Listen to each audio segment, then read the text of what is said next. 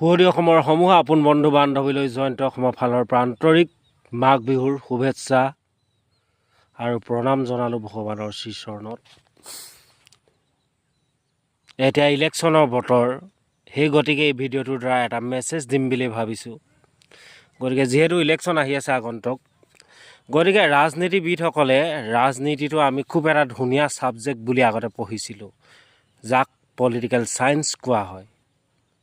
ৰাজনৈতিক বিজ্ঞানসন্মতভাৱে যিবিলাক দৃষ্টিকোণৰ পৰা এক প্ৰেক্ষাপটত বা এক বৈজ্ঞানিক দৃষ্টিভংগীৰ দ্বাৰা মত পোষণ কৰা হয়, তাকে ভাবিছিলোঁ আমি ৰাজনীতি বিজ্ঞান বা সেই ছাবজেক্টটো।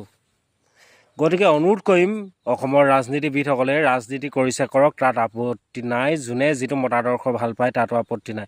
কিন্তু প্ৰজন্মৰ পৰা প্ৰজন্মলৈ এটা কথাই আপোনালোকৰ পৰা শিকিব লাগে যে ৰাজনীতি কাক কি কয় বা ৰাজনীতি বিষয়টো কি সেইটো।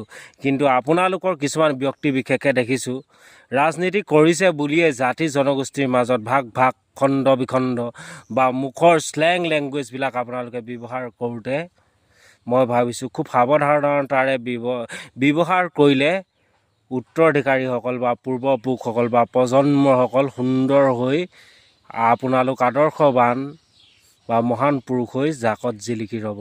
গতিকে সেই মহান ৰাজনীতিবিদসকল, অসমৰ ভূমিপুত্ৰসকল, আপোনালোক সৰ্বজ্ঞসকল, আপোনালোকক এটা কথাই কৰ জোৰে জনাইছোঁ, আপোনালোকে খণ্ড বিখণ্ড জাতিটোক নকৰিব।